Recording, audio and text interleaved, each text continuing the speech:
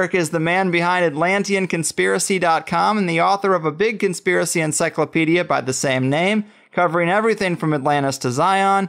He's also more recently finished a book and documentary pair, both entitled The Flat Earth Conspiracy, a guy that has definitely challenged my worldview, and that's not an easy thing these days, so let's dive into it. Eric, my man, welcome to THC. Thanks for having me here. Appreciate it. So happy to have you here, man. And I think a lot of people are going to be challenged with this one. And it is going to be tough to articulate some of these arguments without pictures and diagrams. But what I've seen has raised some serious red flags with a lot of things that we take as a given. Everything from the existence of nuclear weapons in the International Space Station to the makeup of the Earth and the entire universe itself. So let's not beat around the bush, man. You know, to challenge the heliocentric model of the solar system is pretty blasphemous in today's world.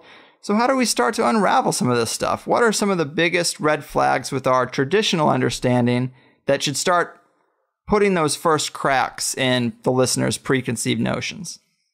Sure. Well, just our common sense everyday perception of the Earth, it is flat as far as we can tell. It is motionless as far as we can tell. And everything in the sky is revolving around us as far as we can tell. If nobody told us otherwise, we'd logically assume that the Earth was flat, motionless, with everything in the sky revolving around us. And you can prove that this is the case as well, for instance, with the horizon. As you rise up, no matter how high you go on the top of Mount Everest, or if you go in a balloon higher and higher, as far as 20 miles up and higher, we've gotten independent balloons have gone up with cameras. The horizon remains flat all the way around and rises to the eye of the camera all the way up. Now, if the Earth were a ball, no matter how big, the horizon is said to be the curvature of the ball. So as you rose up, the horizon would stay where it was, and you'd have to look down if you're in a hot air balloon, down further and further as you rose up, and the horizon would be below you. But in fact, as high as any non-NASA, RASA, or other Freemasonic space agency has ever shown us, as far as any independent camera has ever gone up with an independent rocket or balloon, as far as 20 miles up, totally flat and rises to the eye of the observer. So that's one proof. Of course, you can measure curvature if it actually existed. They say the ball Earth is 25,000 miles in circumference, and using spherical trigonometry, it figures out to 8 inches of curvature per mile squared. The mile is squared, so for 2 miles, it would be 2 times 2, 4 times 8 inches, 32 inches. And for the third mile, it's 3 squared, which is 3 times 3, 9 times 8 is 72. So you're going 8, 32, 72, 128 inches, and so on. And this is the kind of curvature that would exist on a ball. And specifically on a ball 25,000 miles in circumference, as they say it is. So you can check with theodolites and telescopes and different methods, lasers, to see if the Earth actually does have that curvature. And it's been tested over and over again and found to have no curvature whatsoever. So I mean, even if they had the number wrong and it was 100,000 miles in circumference, there would still be a calculable, measurable curvature that just isn't there. What you're seeing here is a mirage. The only place curvature exists is in NASA photos and videos, and those can be proven to be CGI fakes, and the early ones were literally taken through a round window to make the Earth appear round. An old reel received by mistake. It contains the raw or unedited footage of the crew of Apollo 11, Michael Collins, Edwin Aldrin Jr., and Neil Armstrong, staging part of their mission for nearly an hour in living color, with exceptionally clear behind-the-scenes audio of conversations discussing the techniques used to achieve a disingenuous picture depicting the Earth at a distance, in order to falsely demonstrate their far journey from it and their ability to survive passing through the Van Allen radiation belts. It cannot be misconstrued that this staging was done for some other reason prior to the mission, for the reel itself is slated and dated July 18th, 19th and 20th, 1969, the very days of the mission when they were said to be approaching and achieving lunar orbit. And that's it. It's just photo trickery and brainwashing that's got the world thinking that we're on a ball spinning around the sun with a magical force called gravity holding us on the underside of this spinning ball. It's all just brainwashing that we've received. It's pseudoscience accepted as legit science. But real science has confirmed geocentricity in the flat Earth for thousands of years. The flat Earth was known to ancient cultures all over the world for thousands of years, and it's actually a relatively recent phenomenon that people have been believing we're on a big ball spinning around the sun. Pythagoras first came up with it about 2,500 years ago. He's also often considered the first Freemason, and it didn't go anywhere much from there until 2,000 years later. Copernicus picked up where he left off, another Jesuit Freemason, and he really picked things up, and Kepler and Galileo and Newton, and now Einstein and NASA, Sagan and Neil deGrasse Tyson, all these people, they're all part of this Freemasonic club that is building a pseudo-scientific worldview to indoctrinate the slave class so that we can be propagandized into doing anything. This is basically the biggest thing you could possibly lie about. So the psychopaths who control society are interested in world domination. The best way to brainwash the whole world is to lie to the whole world about what the world is.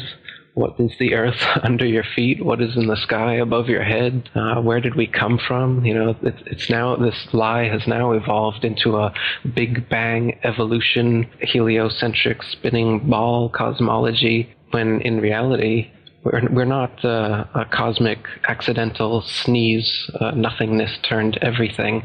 This is quite obviously intelligently designed, this thing we're experiencing here, this life, this universe. I can't believe anyone in their right mind can look me in the eyes with a straight face and say, no man, it's all random. This is all just random. But people do. Yeah, right. I think you make a lot of great points, man, and I think the curvature argument is pretty damn strong. And I pulled this off your website in the comments section because, to your credit, you spend a lot of time writing thorough answers to questions and responses to critics, and that's where a lot of my questions got answered. And so here's a little more detail about the curvature argument from your site. It seems like lighthouses are one great example. This first one you have is the Isle of Wight Lighthouse in England. It's 180 feet high and can be seen up to 42 miles away, a distance at which modern astronomers say the light should fall 996 feet below the line of sight. Why can you still see it? And then you have several other good examples in the lighthouse department, but another one worth mentioning that people be familiar with is the Statue of Liberty. It stands 326 feet above sea level, and on a clear day can be seen as far as 60 miles away. Now, if the Earth was a globe at the dimensions that they give us, that would put Lady Liberty at an impossible 2,074 feet below the horizon. These examples seem hard to rectify unless there's some obvious answer that I'm missing, but I would say this is a pretty compelling thread of evidence, my man. Yeah, the distance at which the light from lighthouses can be seen at sea is just way too far for the Earth to be a ball 25,000 miles in circumference. Another great example is the Notre Dame Antwerp spire, standing 403 feet high from the foot of the tower, with Strasbourg measuring 468 feet above sea level. And so with the aid of a telescope, ships can be seen on the horizon, and captains declare they can see the spire from an amazing 150 miles away. If the Earth were a globe, however, at that distance, the spire should be an entire mile, 5,280 feet below the horizon. So there's a lot of examples like this where you've got a whole mile, say, that the light should be below the horizon. You should not be able to see it. And even light refraction that the naysayers try to bring up can't account for it, as it can only account for 1/12 of whatever the original distance is. So, the light at which lighthouses can be seen at sea, as well as the fact that canals, tunnels, and railroads are never built with curvature in mind whatsoever. That's not necessary. And if there were, then their plans would be off, in fact.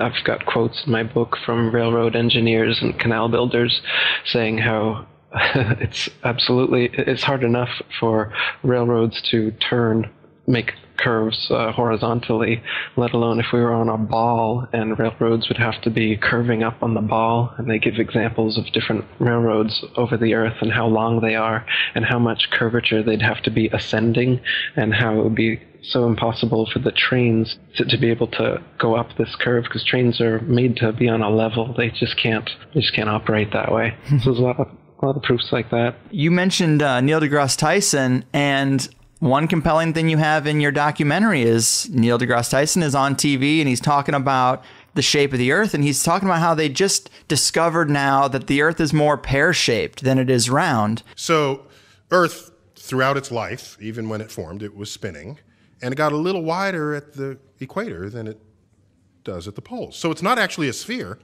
it's oblate. And officially it's an oblate spheroid. That's what we call it.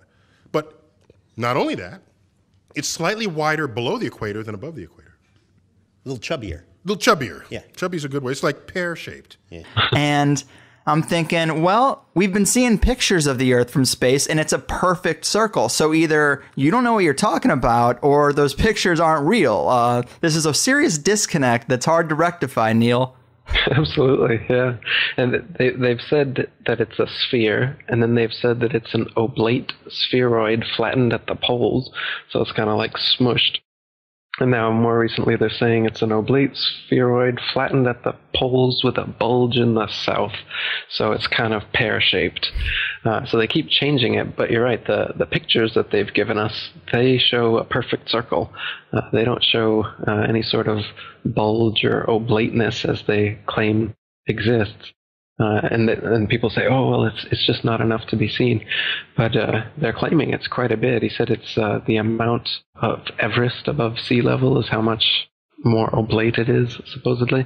Right. You would think that would show up in the pictures. Now, a lot of people's first question is going to be, well, where's the edge? And I was surprised to see how easy that is to rectify, but I'm sure you get that a lot. How do you tell people when they come at you with, well, where's the edge? Why aren't people sailing off the edge or whatever? So in the flat Earth model, the North Pole is in the middle, and the Earth is a disk shape, and the Antarctica is all the way around, holding the oceans in.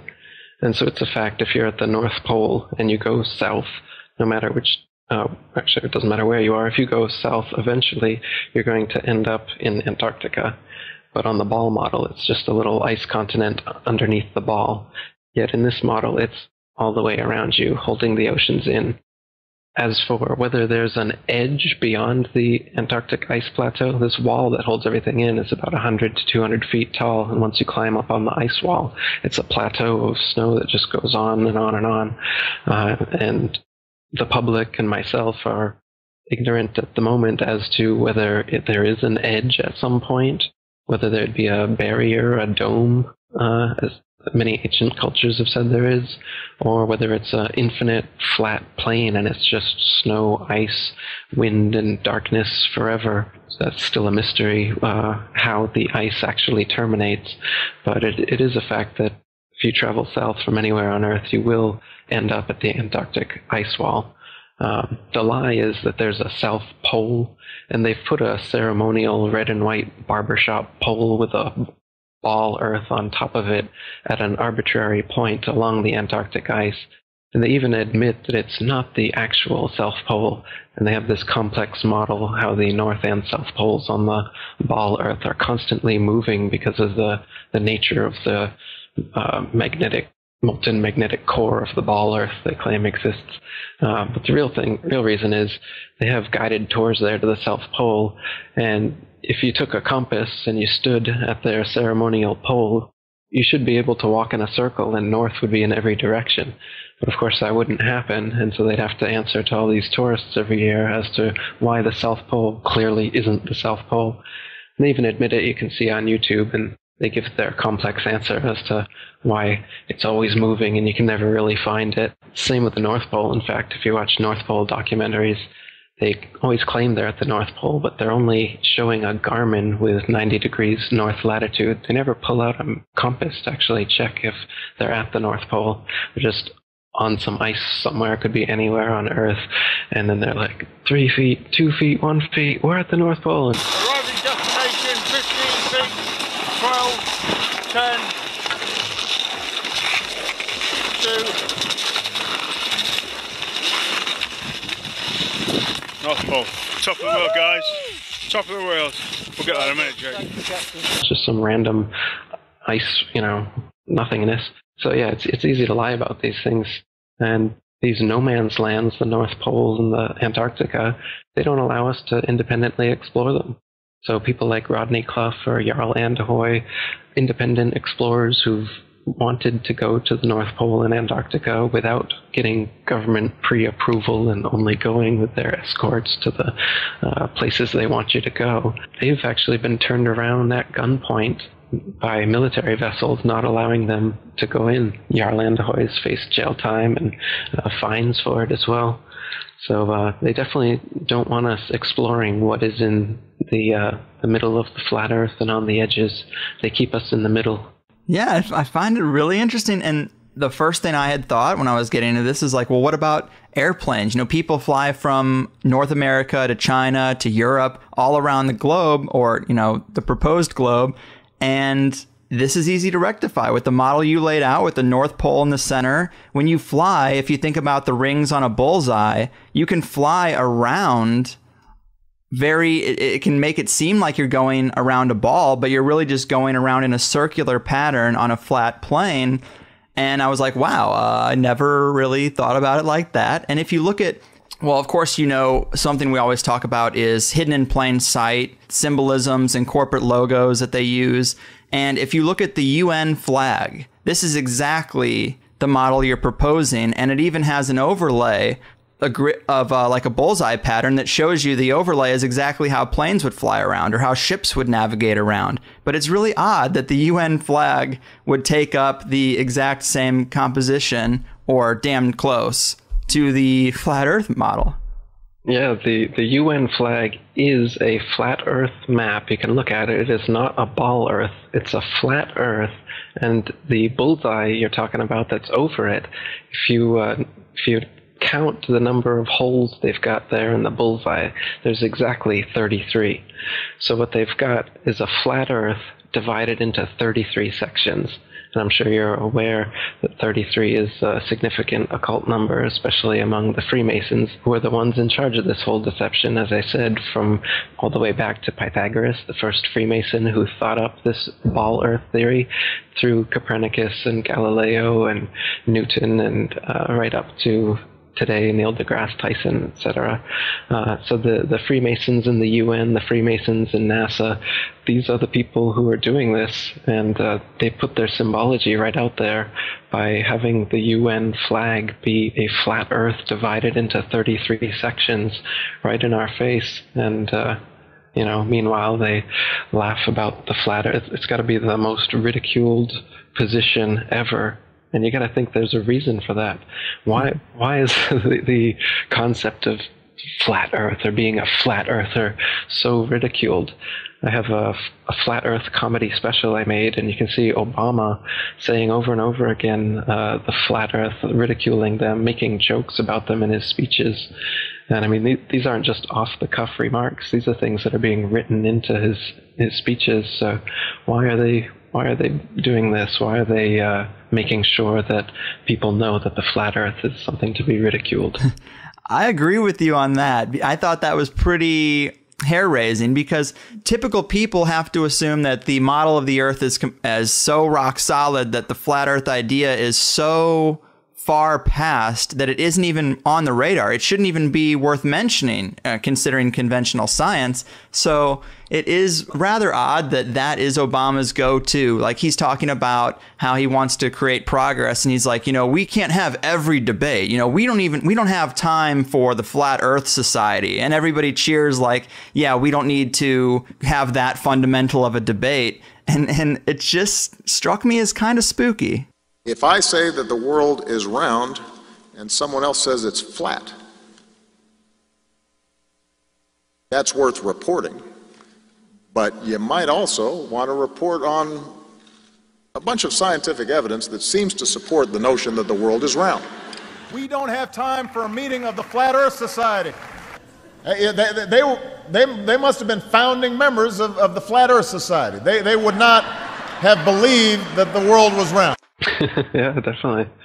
So you've mentioned these Masons, Copernicus, Kepler, Galileo, Newton, all the way up to Armstrong, Aldrin, and Neil deGrasse Tyson. So, I mean, if they're holding this secret, this would be the biggest secret possible. So are you putting Freemasons at the very top layer of this power pyramid? No. The Freemasons seem to be the foot soldiers who do all the dirty work, but they're definitely part of a grander scheme involving the Vatican and Jesuits and world royalty and other secret societies. So there's definitely a big network. I don't know. I think people like to kind of debate semantics about the tippy top of the capstone of the pyramid, and I don't know that there even is such a thing, or if we would ever get to it from the outside. But I think it's definitely, world royalty, the Vatican, the Freemasons, and the whole secret society network of, Bohemian Grove and Skull and Bones and all these other organizations. They're all interlinked in some ways through the whole corporate, banking, military, industrial structure. The thing's pretty well interwoven. Every country is a tax farm. There's nowhere on earth you can go to get away from paying taxes and obeying government laws, right? So, they make it sound like America and Russia are sworn enemies, or North Korea or Iran or whatever. They're always giving us boogeymen, but the real boogeymen are all the governments and the people who work for governments. They're all mafia organizations in the sense that they couldn't exist and wouldn't exist if it wasn't for the violence and coercion they use to steal tax money from their populations. Whether it's a democracy, socialism, communism, fascism, every ism involves taxation, forced stealing money from the population to fund the bureaucracy that continues stealing money and writing laws and imprisoning the population, and then making more money off of imprisoning the population, as they do in America with the private prisons, and profiting off the inmates' labor and whatnot. So they've got a big profit margin going here for this scheme, and it's really well interconnected. And to debate about the tippy top all the time, as many conspiracists like to do, I think it's more important to just see that this is a huge network, and it encapsulates literally everything that the conspiracy encyclopedia, has. Yeah. Great points, man. I don't think anyone would disagree with that here. You talked about, well, Antarctica, of course, being, and people going there and getting turned away at gunpoint. But what about, say, the early explorers? Do we get any indication that the composition is the way you've described from the early explorers who tried to get down there or tried to sail around Antarctica or anything like that? Yeah, the early sailors that went to the Antarctic, like James Clark and Captain Cook, they spent years trying to find an inlet into the Antarctic ice. On the Ball model, it's supposed to be only about 12,000 miles around the Antarctic ice continent, but on the flat Earth map, it would be much bigger than that. And in reality, when you sail around it, as I said, it takes 3 or 4 years, and they weren't going in a straight line, but they were chartering 50 or 60,000 miles around as they were trying to find an inlet into the ice wall, never able to find one. Yeah, and you also have, and this is another quote that I pulled off your site, a guy named William Carpenter. He says, Yes, but we can circumnavigate the South easily enough, is often said by those who don't know. The British ship Challenger recently completed the circuit of the southern region indirectly, to be sure, but she was 3 years about it and traversed nearly 69,000 miles, a stretch long enough to have taken her 6 times around the globular hypothesis, which is interesting because you can then visualize someone trying to get around this island they have in their head, this big island of ice, this big continent of ice, this idea they have in their head, and they're trying to get around it by just going the same direction. And if you picture it in the flat Earth model, you can visualize how they would just be bumping into the edge all the way around until they got back to kind of their starting point, and then they'd go back up north and be like where they were. And to them, they think they went around a big continent, but they did exactly the opposite and went on the inside of a giant edge. And I thought that quote was pretty interesting. Yeah, another thing those early explorers found is that they were always outside of their reckoning every day as far as how far they should have traveled on their maps. So they were an average of 12 to 16 miles, sometimes as much as 29 miles out of reckoning. Lieutenant Charles Wilkes, commander of the United States Navy exploration expedition to the Antarctic in 1838, spent almost 4 years going around, and he was writing in his journal how every day he was sometimes up to 20 miles in less than 18 hours out of reckoning. And so they always have to chalk it up to water currents or some sort of thing like this, but they're consistently out of their reckoning because the flat Earth, of course, is much bigger in the southern so-called hemisphere than the ball Earth would be. So the maps that they're using are all assuming the ball Earth. They're flat maps, by the way. They use, it's called plane sailing, is the most common used navigation method, which is done assuming the water is a plane, as it actually is. The natural physics of water proves that all the surface of water on Earth is a plane, by the way, because, as you know, water will always find and maintain its own level. So if it's dammed up and then released, it will rapidly rush off in all directions until it remains level. Yet they say that we're on a big ball here, and the oceans are all convex, somehow held on to the Earth through the magical force of gravity, yet we can see with our eyes, and we know through physics, that water maintains and always is level. Yeah, that's a compelling point. And you did bring up earlier that the horizon always looks flat, and I think most people would say, well, that's a perspective issue. That would be the argument, the typical argument. But if you haven't seen it, people should look at it. That you're right about the idea that there's people who have attached cameras to balloons, just independent people who've attached a high-def camera to a balloon, sent it up as high as they possibly could just to get that footage, because it is interesting to do. And you are right, as far high as it goes on any of these videos that I've seen, I'm a little surprised that you never see a curvature. Even thousands of feet up, you don't see that curvature. It's a little odd. You'd expect to see it. Yeah, though sometimes you do see curvature, and it's because it's using a wide-angle lens. Right. For instance, on the Red Bull dives that Felix Baumgartner did that everybody has seen, if you notice, the outside cameras are clearly wide-angle lens, and then there's an inside cockpit camera that isn't. And as you're watching it from the outside cameras, you'll notice that the supposed curvature of the ball Earth starts really early on, just as he's lifting off. And the exact same curvature, it stays exactly the same all the way up to the point where he's going to jump. So the curve is the same, but his altitude has risen by many, many miles. The reason the curve is the same, of course, is because it's a wide-angle lens effect. It's not actually the curve of the horizon.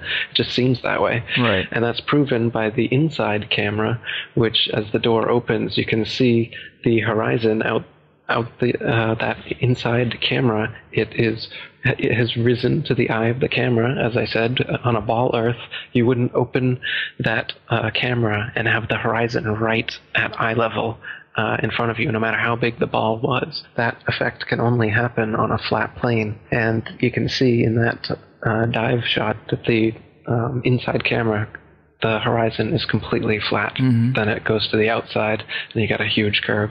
But when you're looking at some of the amateur balloon footage, some of it's lens corrected, and it's completely flat.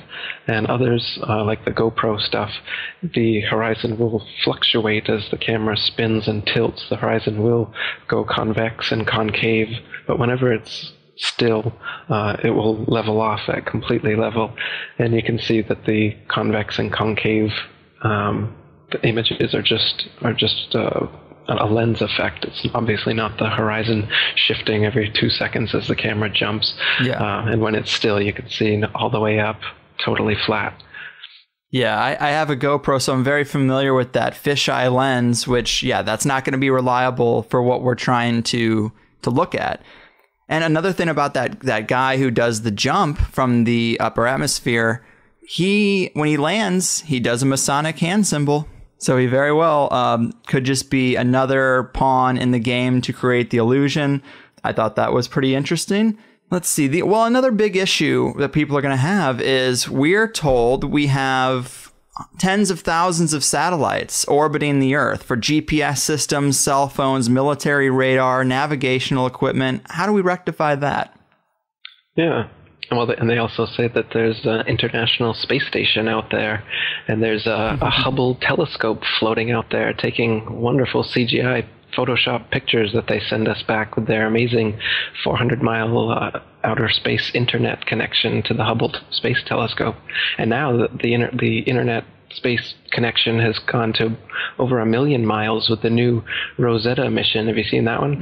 The CGI Photoshop pictures from that are just wonderful and well worth the billions of dollars we're spending to get them. So the illusion is that there's a space station and satellites and telescopes just floating out there in infinite space. But you and I know that no matter how high you go, you come right back down. Whatever goes up must come down. The illusion is that at some point, if you go high enough, this gravity they claim exists that pulls you back down to the Earth, suddenly just you pop out of it and into the vacuum of space. Now, the vacuum of space can't exist because it's connected to the non-vacuum of the atmosphere in Earth and all the other supposed planets that exist. So a vacuum must be a closed system. But they claim space is a vacuum and space is an open system. So it's philosophically impossible for space to be a vacuum. And the way that they fool us into thinking that this actually is plausible is threefold. First way they do it is in zero-G planes, which are Boeing 737s that do parabolic maneuvers that have a free-fall illusion, a free-fall effect, rather, that happens for about a minute, where you can be floating in these planes. And that's how they get this outer space look, like you're floating in outer space. The second way is through wires, harnesses, and green screen for the longer shots. In the ISS, for instance, they do that. And the third way, for like the outside shots they do, are in pools. They're actually underwater. And this is confirmed by the fact that there's bubbles rising in the pool in a lot of their shots. And people on YouTube have dissected a lot of the ISS and other supposed space footage and all the space bubbles that are coming out of their helmets. Some people are even wearing scuba gear. They found that as well. So that they fake these zero-G illusions by being in water, by being in zero-G planes, and by being in harnesses in front of a green screen. And that makes us think that it's possible that out there in space you could just be kind of floating around like they show us in the movies. But as far as we'll ever know, as far as you or I would ever know, we go as high as we can in a plane or a balloon or a rocket, and we come right back down. Even the rockets they send up, if you're honest about it, you'll notice that they don't go straight up. All their rockets start a parabolic curve, they start to arc over, and the ones they claim are successful are the ones that go out of view before they come all the way back down. And if anybody asks, why do they always curve over like that? They just say that they're going around the curvature of the ball Earth, and they'll reach escape velocity soon, and at some point they'll just pop right out of the gravity, and then they'll be floating, which is another problem, because if you were in a vacuum and you were using rocket thrusters or anything to thrust yourself forward, you wouldn't go forward or in any direction you wanted to. You just spin wildly out of control like a gyroscope in 360 degrees in 3 dimensions, spinning wildly. You don't go anywhere that way. So the whole idea of space travel is a big joke. It's all science fiction. Yeah, the other thing I thought was really compelling about the satellites is you talk about just go on Google and do an image search for satellites. A lot of the stuff you see is going to look pretty archaic considering modern technology because they've been using the same model for so long. But almost everything, well, if this model is to be true, it'd have to be everything. But everything you see looks CGI, or it looks like a little computer graphic of a satellite. Where are the pictures of Earth with 20,000 satellites orbiting it? If we have an International Space Station, can't you get a photograph that has all these little dots that should look like lice all around the Earth's outer atmosphere? That's one issue, but also the temperature. They tell us the thermosphere is 2,000 degrees Celsius. Well, what metal is going to be able to withstand that kind of heat? What computer can survive in that environment? Yeah, that's right. Those are 2 more good points for why satellites, well, we shouldn't just assume that these things exist just because people say they do. If you want to be scientific and you want to be a real skeptic, you want to be a critical thinker, then you should only accept things that you can verify with your senses and with evidence yourself. So, people think it's crazy to believe that satellites don't exist.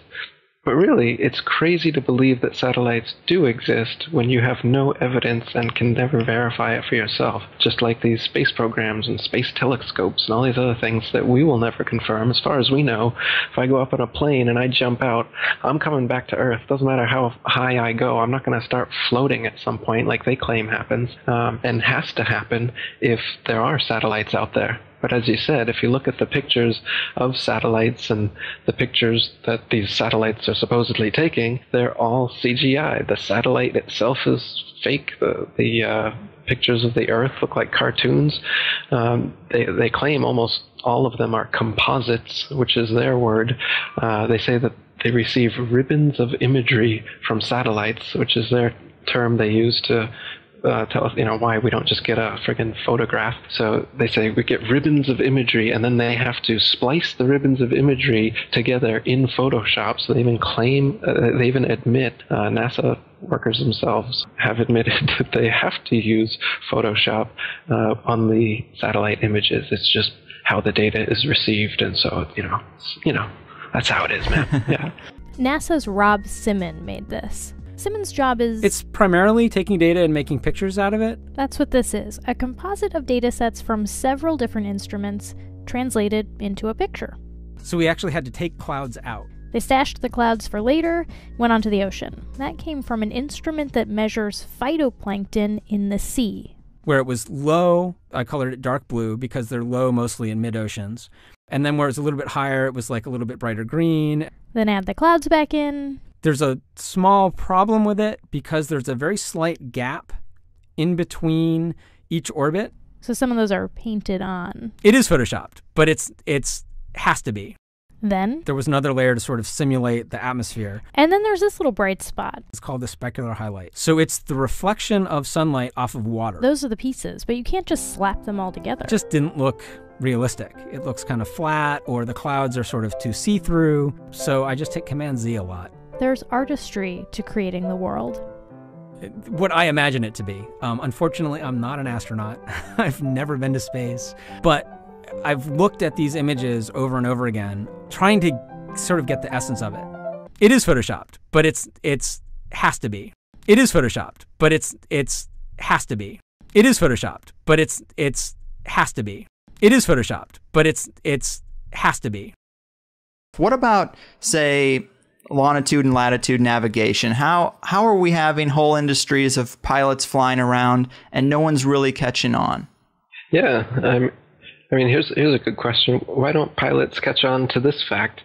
If the Earth was truly a sphere, 25,000 miles in circumference, curvating 8 inches per mile squared, a pilot who wanted to simply maintain their altitude at a typical cruising speed of 500 miles per hour would have to constantly dip their nose downwards and descend 2,777 feet over half a mile every minute. Otherwise, without this compensation, in an hour's time, the pilot would find themselves 166,666 feet, 31.5 miles higher than expected. You just end up flying off into outer space if you weren't constantly dipping your nose down to fly around the ball. And so, like I said, if at the typical cruising speed of most planes, you'd have to be descending half a mile every single minute. And this never happens. I've talked to pilots. Once you get to your cruising altitude, the artificial horizon maintains level. It don't touch the controls, just keeps on going. And so, I mean, the reason pilots don't figure, I'm sure some pilots figure it out, and then who are they going to tell? But I mean, they're just like everyone else. Everyone else is so brainwashed that they don't think of it. And if they do, I've even heard some explanations. They claim that, they say the atmosphere, they say the Earth is spinning over 1,000 miles per hour, and that the atmosphere is also dragged along with it. So then if some pilot says, hey, why don't I have to course correct downwards all the time? Their explanation is that this atmosphere that's being magically dragged with the spinning ball Earth also magically course corrects planes so that they stay at exactly the same altitude because they're in that atmosphere, that magical atmosphere that helps you curve around the ball Earth, man. They've got explanations for everything. Mm-hmm. And we're told that the Earth is spinning at 1,000 miles per hour, which is awfully fast, but yet, let's say a helicopter cannot just hover in the air for 12 hours, start in St. Louis, Missouri, hover for 12 hours and land in China with the Earth spinning below it. And that is what, I would first think would be the situation. But then we're told because we're in the sphere, it all moves relative to itself and you don't notice those changes. And see, I'm not a physicist, I'm not a pilot, and so it's hard for me to really play devil's advocate for their position. But I think about if you're in a speeding car going 90 miles an hour down the highway, you can play catch with the passenger and it feels like you're stationary. Or like if an ant is crawling around on your dashboard, whether it's going with the grain of the car or against, it doesn't really notice that effect. So it's like, I guess I would think that the atmosphere would have the same effect as the encapsulation of that vehicle moving at a fast speed. To the people inside of it, they don't notice. And I guess that's the argument. But do you find flaws with that argument? Yeah, because once again, it's explaining away your common sense and your experience, which is that you're not moving whatsoever. And so they say, yes, you are moving, silly, but you're just moving at such a constant velocity that you don't notice it whatsoever. Now, even if you're in the best Rolls Royce over the best tar, smoothly going, you close your eyes, I can still tell I'm moving, and that's not going 1,000 miles per hour. That's just going 50 or whatever we're talking about here. Let's see if we can get faster. Okay, let's keep it at 20. Ready? Bear in mind we're 4 ahead of us.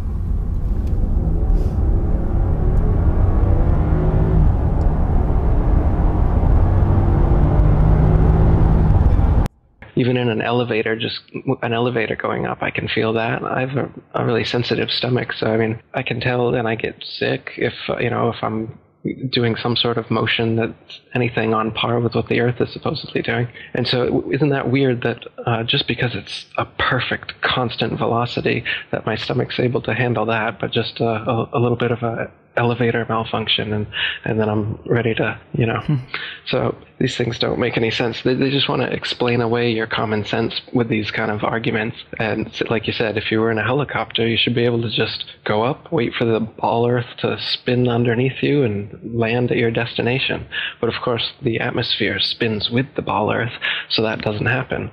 But we can prove that that's not the case either, because now we have airplanes which you can go easterly or westerly, and if the Earth and the atmosphere are spinning 1,000 miles per hour east all the time, as they say, then a westbound plane should be Well, an eastbound plane should never reach its destination if it was going 500 miles per hour and the Earth is spinning and the atmosphere is spinning 1,000 miles.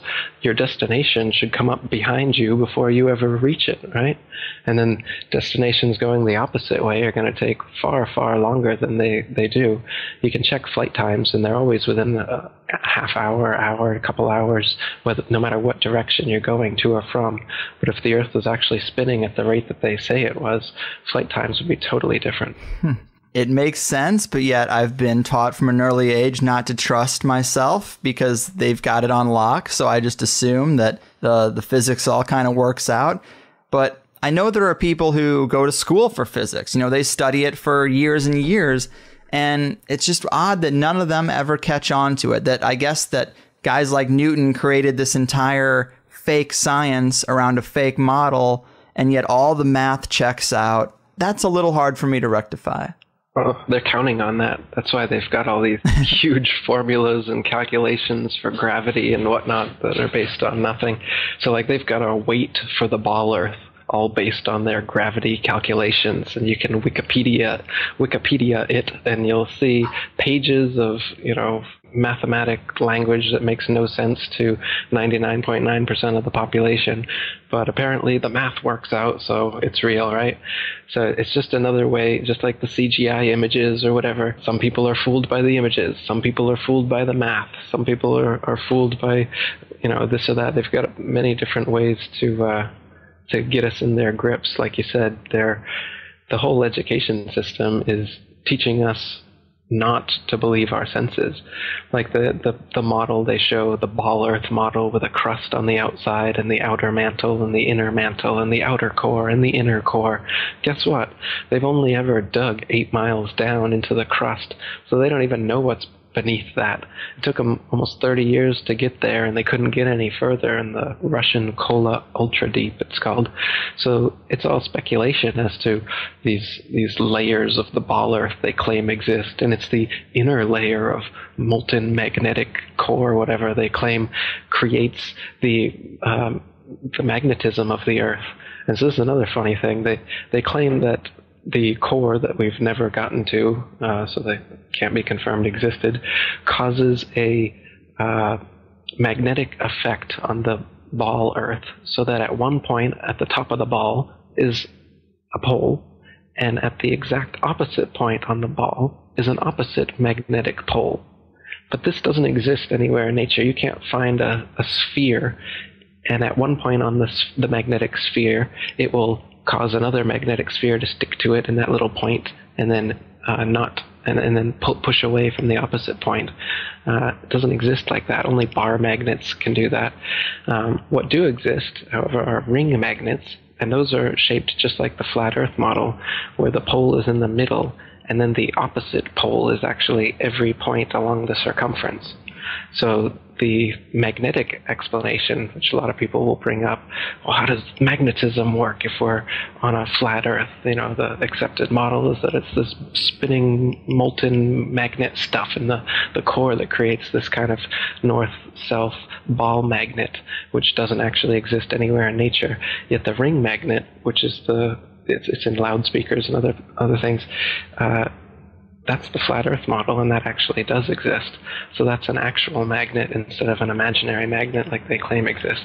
And we'll actually admit that I don't know what's under the flat Earth. We've only gone 8 miles down, and we haven't gotten to the bottom of the Pacific.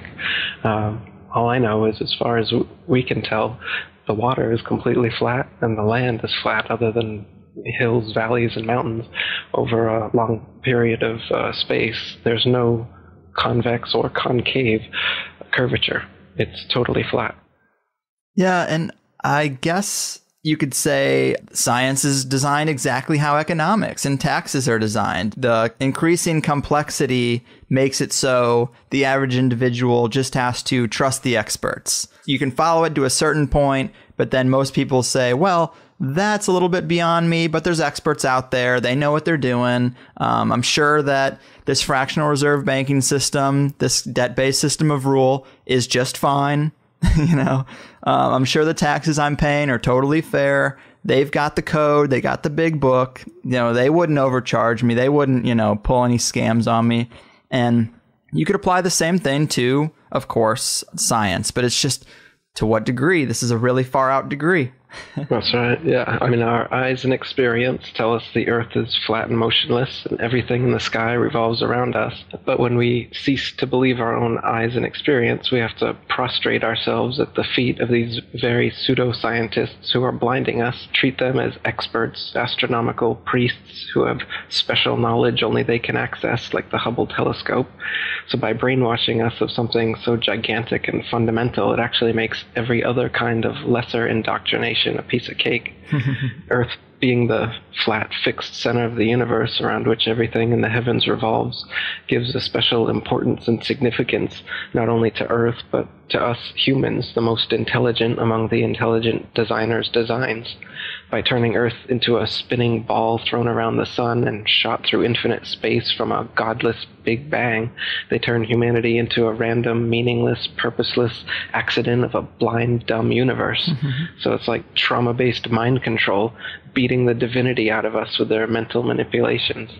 People are always asking, why do they do this? Other than the obvious profit margin motive, NASA being the biggest black budget black hole in existence, sucking in over $30 billion taxpayer money for the fake moon landings alone.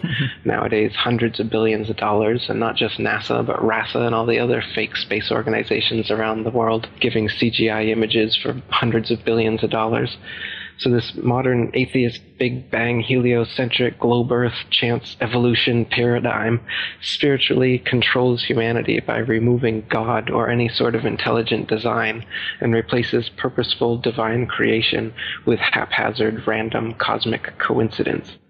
And so by removing Earth from the motionless center of the universe, these Masons have moved us physically and metaphysically from a place of supreme importance to one of complete nihilistic indifference. If the Earth is the center of the universe, then the ideas of God, creation, and a purpose for human existence are resplendent. But if the Earth is just one of billions of planets revolving around billions of stars and billions of galaxies, then the ideas of God, creation, and a specific purpose for Earth and human existence become highly implausible. So by surreptitiously indoctrinating us into their scientific materialist sun worship, not only do we lose faith in anything beyond the material, we gain absolute faith in materiality, superficiality, status, selfishness, hedonism, and consumerism. If there's no God and everyone's just an accident, then all that really matters is me, me, me. So they've turned Madonna, the mother of God, into the material girl living in a material world. Their rich, powerful corporations with their slick sun cult logos sell us idols to worship, slowly taking over the world while we tacitly believe their science, vote for their politicians, buy their products, listen to their music, watch their movies, all sacrificing our souls at the altar of materialism. Touche, my man. It's a big deception. I'd say it's the biggest cover-up and conspiracy in history. We've been completely deluded for 500 years. Not everybody, but nowadays it's pretty well advanced. Yeah. Most of the flat Earth material you'll find still in existence is from the 1800s, and there was quite a debate going on then. So there's still quite a few people unconvinced of the spinning ball theory back then. But nowadays, with NASA and all the photo and videos that they give us, people don't really look too much further for evidence, as they assume that that's all real. Right. Obviously, it is a huge can of worms, and there's so many things, so many arguments. People say, well, what about, the planets? Are the planets are all fake? Yeah, there's a lot of things that our science has told us that are built off of the heliocentric model that they've given us. And I think that if there's any unanswered questions by the time we're done here, if people go online and take their question and they look it up on either the comment section of your website, or I was very surprised to see how many people really are questioning the heliocentric model online. I thought it would be far less, but if you take the question you may have and you ask it to the so-called experts on the idea, they will have an answer for you. And I guess I would say challenge yourself to try to stump one. Challenge yourself to try to come up with something that they can't explain, and then say it's bullshit. But until then, maybe you should keep an open mind. And before we do go too far into it, give us a clear mental picture, if you can, of what you consider the true model of the Earth and the cosmos and this whole thing to be? Because obviously we're calling in the question that there are not billions of stars. There are not a bunch of planets in the solar system orbiting the sun. That's a huge ball of wax. So what is this reality? How is it structured? So if you look up at the sky with your eyes or with a telescope, you can't tell the difference between a star and a planet. The planets were always known as wandering stars, and the regular stars as fixed stars for thousands of years. Nowadays, they claim that planets are Earth-like spherical terra firma that you can walk on up there in outer space. But as far as you can tell through any telescope that we have, it's just a round dot of light up there in the sky. All the planets and all the stars, none of them can be confirmed to be some sort of terra firma that you could land on, though in their pictures from their fake telescopes, they clearly look like big ball planets that you could definitely land on, as they show you with Mars and whatnot. But that can't be confirmed, again, with your own eyes or with a telescope that you could buy. With anything that we can see, the sun, moon, stars, and planets are all just lights in the sky revolving around us. They claim that we revolve around the sun and the moon revolves around us, and the stars are actually distant suns trillions upon trillions of miles away. Now, this wasn't always that way. They've actually been reverse engineering these explanations as they go along, because geocentric flat earthers throughout the centuries have come up with good objections, such as Tycho Brahe's objection that if the Earth is a ball spinning around the sun, in 6 months' time we should be 200 million miles on the other side of the sun. So the parallax perspective, when you look through a telescope in your backyard, you can prove this, you should see some difference in the stars after 200 million miles of supposed orbit. But you can't see any whatsoever. So what heliocentrists have been saying since then is that the stars are actually, the nearest star is 25 trillion miles away, 4.2 light years. They came up with a sci-fi term to make it seem plausible. It's light years away. It's so far away that even after 200 million miles, you can't see an inch of difference in your backyard through a telescope after 6 months of supposed orbital motion. The reason that they say the ball Earth is tilted on its vertical axis 23.5 degrees is because you can see Polaris, the North Pole star, all the way to 23.5 degrees south latitude. And if the Earth was a ball, you couldn't see that because you'd be staring through the ball to look up at that star. You can see it on because the Earth is flat, of course, but you can't see all the stars at any one place from the Earth because of the law of perspective. That's why the sun seems to rise and fall in the sky every day as well, but it's actually not rising or falling anywhere.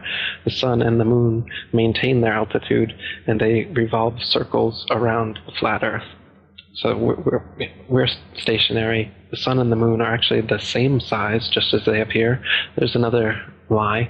They claim that the sun is 400 times bigger and 400 times further away than the moon, and that's why they just appear the same size from our perspective, but they're not. But I mean, again, with your own eyes, you can see when they eclipse, they are the same size. And the fact that they do eclipse is not quite a coincidence to happen on a Big Bang accident universe, that everything is just spinning around in space randomly. How come there's these two brilliant lights in the sky that pass each other and they're perfectly opposite? Do you know the sun's light is very different than the moon's light too? They claim the moon's light comes from the sun. It's reflected off of the sun. But if you collect the moon's light, it's actually cold. Whereas if you collect sunlight, of course, it's hot and you can burn things. The sunlight will preserve certain things, dry out meats and things to eat. But if you leave meats out in the moonlight, they spoil. If you're in the shade in the sunlight, the shade is obviously, the temperature is going to be less. But if you're in the shade in the moonlight, the temperature is more. The moonlight is cold. I've never noticed that. I'm going to try that out. Yeah. The combustion in a bonfire is increased by moonlight, and it's decreased by sunlight. There's another one. So there's a lot of things that prove that the sun and the moon are actually their own lights. They're not. The moon is not big ball up there in space that you can land masons on, as they claim. It's just a light, a flat, round disk. And you can even see through the moon during waxing and waning cycles. The Royal Astronomical Society, even the people who are part of this manipulation, they've recorded several times that you can see stars and planets through the moon. And the astronomers that are seeing it, they're always flabbergasted about how this is possible. But it's because the moon is not physical. It's not densely physical in the way that they claim. It's just a light, so you can see through it. Just like the planets as well are just lights. That's why Pluto's not a planet anymore, because the light from it just rapidly diminished one day, and they couldn't continue fooling all the amateur astronomers that Pluto's a planet, because the starlight from it just diminished by 50%. I think that moon thing is pretty compelling. I am going to tonight see if that's true. I've never noticed that effect. I've never looked for that effect. But to think that if I get into the shade of the moon and that the moon is giving off its own light, I mean, that is pretty radically different. And I like those kind of challenges. So I'm going to try to see how that works. But I'm surprised more people haven't stumbled upon that. If the moon is giving off a cold light, I guess we just assume it's the absence of sunlight, but to shade yourself from that and be warmer, Interesting indeed, isn't it? It is. I don't know, man. This is about as far out as it gets, and it's super awesome. So, thanks for being here. We covered so much ground. I think we made a pretty good, complete case for at least the proponents of the flat Earth. I think they would be proud of the interview we did today. But, if there are still skeptics out there that are resistant to this idea, is there anything else before we wrap this up that we should mention as icing on the flat Earth cake or anything? Yeah, I recommend everybody look into it, do your own research, and check out my website, AtlanticConspiracy.com. My book and documentary is free on YouTube, The Flat Earth Conspiracy, and I've just restarted the International Flat Earth Research Society. You can come see some of the message board stuff we're doing over there at ifers.boards.net. Perfect, man. And I did want to mention also real quick, for people who are going to go look this stuff up, you might want to avoid the Flat Earth Society, because they seem to be controlled opposition. You have a post about that, how the Flat Earth Society, the official group, they purposely sound crazy. They purposely don't answer things correctly. And when you trace back some of the people who are involved, they are Masons as well. So it seems like they might have this group set up to look stupid. Maybe avoid that. Exactly. The Flat Earth Society was set up after the International Flat Earth Research Society was set up as the controlled opposition to bring people away from that society. Charles K. Johnson, who ran that society, he had his house burned down and all of his flat Earth material was burned in the fire, and he claimed to his dying day that it was done by a NASA agent who also tried to murder him.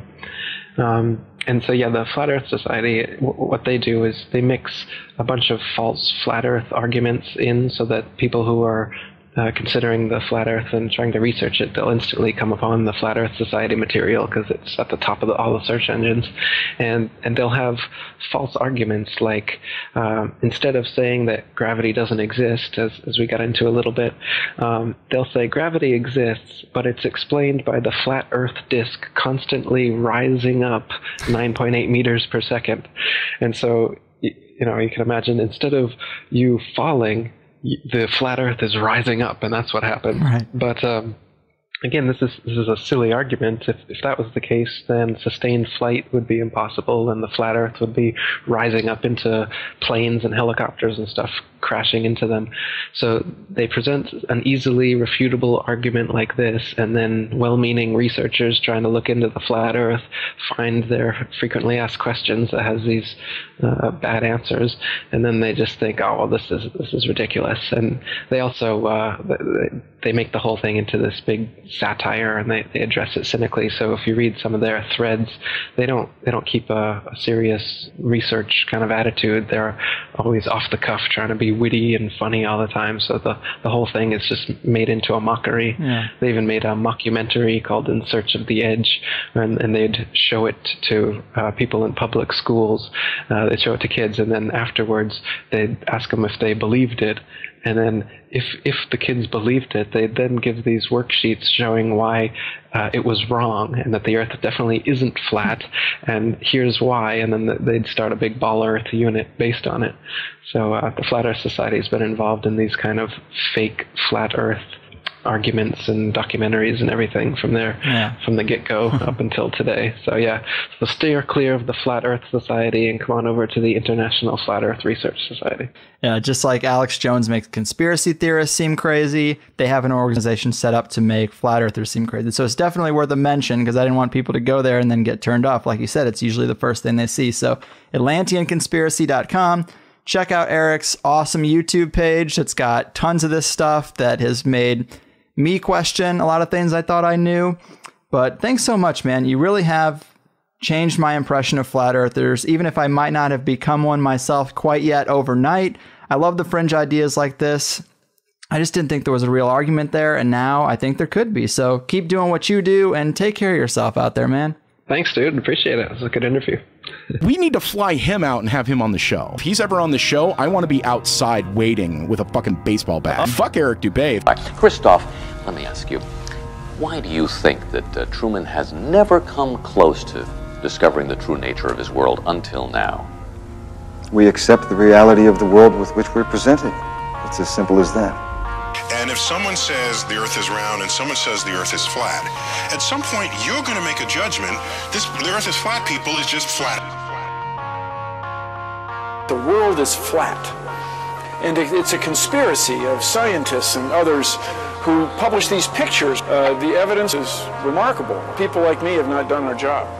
But shooting the messenger isn't going to change the science. One thing I really want your generation to embrace is that the Earth is a closed system.